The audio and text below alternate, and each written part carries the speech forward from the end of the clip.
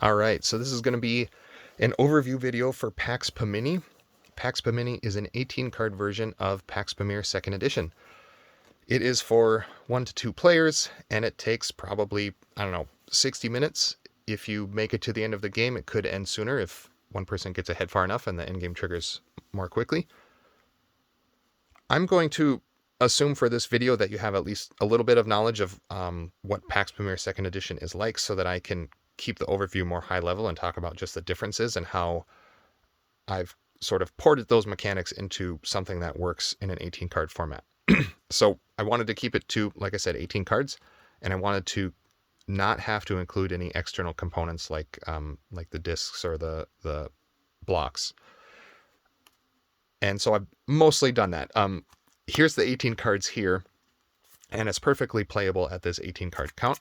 However, I include some cards that just make it easier. So not the least of which are these column cards, the Persia, Transcaspia, Kabul, and Kandahar. These represent the different columns in your tableau. There's only 4 locations in this mini version. And so you probably see this coming. You can predict what I'm getting at here. When you play a card into your tableau, not only is this card in my court, these impact icons are also in Persia. So my opponent also has this 4-column tableau. When they play a card in Persia, the impact icons that represent things that would go on the board, like a tribe or an army or a road, those are also considered in Persia and in the same location as that. So if my opponent played, let's say, a road in Persia, I could use my armies to attack that road. However, the cards themselves are considered in my court. So the cards, mostly that's important for spies. Spies are kind of the only thing that is an impact icon that is independent of the card. So let's say I play this card out in Kabul. You can see these 2 icons here that represent spies. There's a blue player and a red player. Let's say I'm the blue player and I want to play this card and put one of those spies on this card.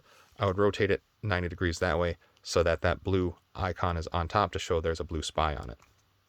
And so in this way, spies can kind of do their own thing. They act a little bit like they do in the big game. They can move from card to card, and they can go and attack other spies, and they can move on to your opponent's tableau and betray cards.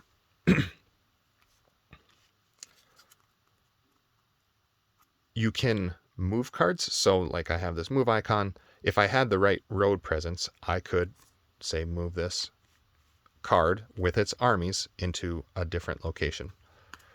What else? Let's see. I want to go through money, and then I'm going to go through how the dominance checks work. So to track money,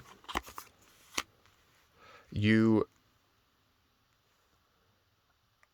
tilt a card to the right to indicate that there's 1 rupee on it. You tilt it to the left to indicate there's 2 rupees on it. You play with open hands, partly so that there's more cards out so that you have more places to track your money. But you can put money out on cards in your tableau. Like that has 1 money on it and that has 2 money. If a card is destroyed or discarded or defeated in battle or betrayed or whatever, the card can go away, but you don't lose the money on it if you have another place to store it. So say that card got betrayed because it had a spy on it. I could, without penalty, I could move that money around. The point is you just need these visual reminders to remember how much money you have. So then the other thing I wanted to talk through is dominance checks in the market. There's a 4-card market that is shared by the players.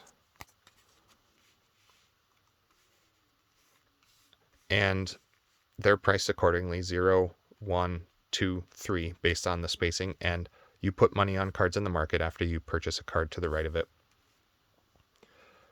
When the deck is depleted and you get down to where there's not enough cards to fill the 4-card market, the dominance check card is an invisible card in the leftmost empty space. So right now the dominance check card would be right here.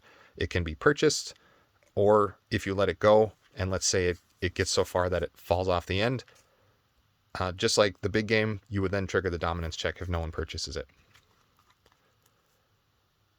You play through 4 dominance checks, so you play through whatever's left of the deck. People are going to have tableaus in hands, so whatever's left of the deck, you shuffle it back up, and you play through it again on round 2, and you play through that way, and then you'll play through round 3 and 4.